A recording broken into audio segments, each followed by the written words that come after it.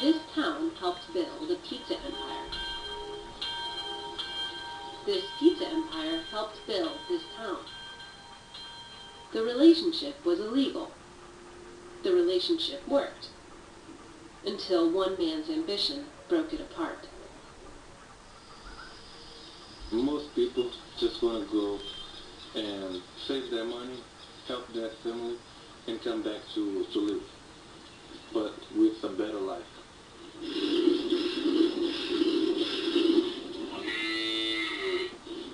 You like Brazilians because they work hard, they don't complain. Oh, here you can see the whole city, the whole town. The town of Marilac is poor, but relies heavily on one source of income. The money comes from the USA. The one bakery, the one house, the other one house, my house, those two houses. I mean, without the USA, Marilac would be very much poor.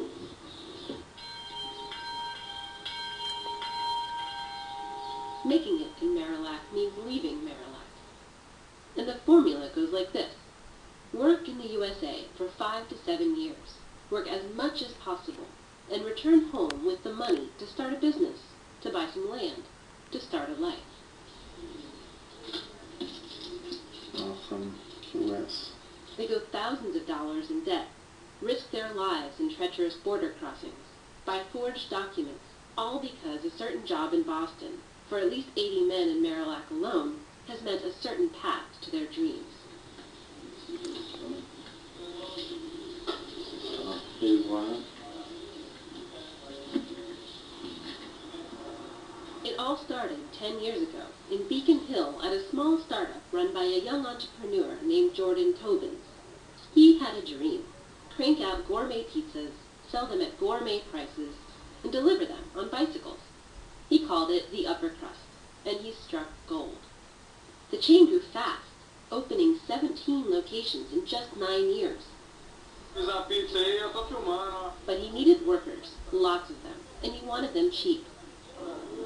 He found willing partners in the Brazilians from Marilac who worked 70, 80, 90 hours a week with no overtime.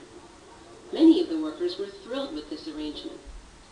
Mas ela podia fazer para mim melhor, porque eu tipo, sempre trazer dinheiro para ir embora, né? Então eu sempre, né, eu posso ficar. Some saved money to buy land, others to fund businesses back in Brazil.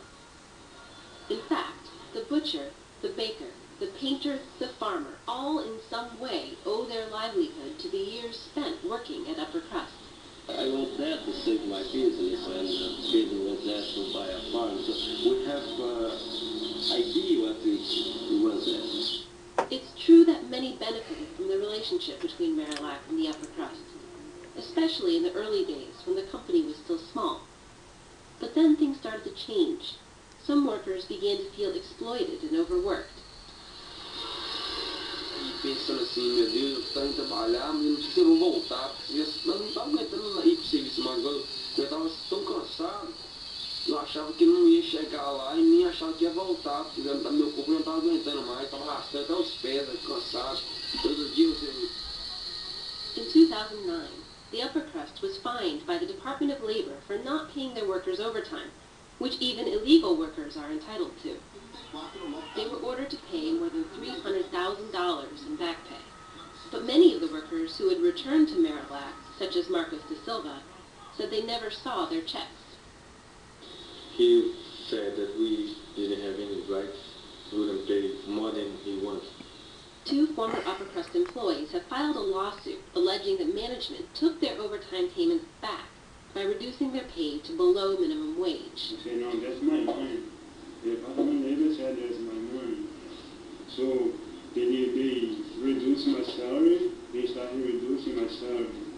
Representatives for Jordan Tobins and the Upper Crust expressed shock at allegations made by people they call disgruntled former employees.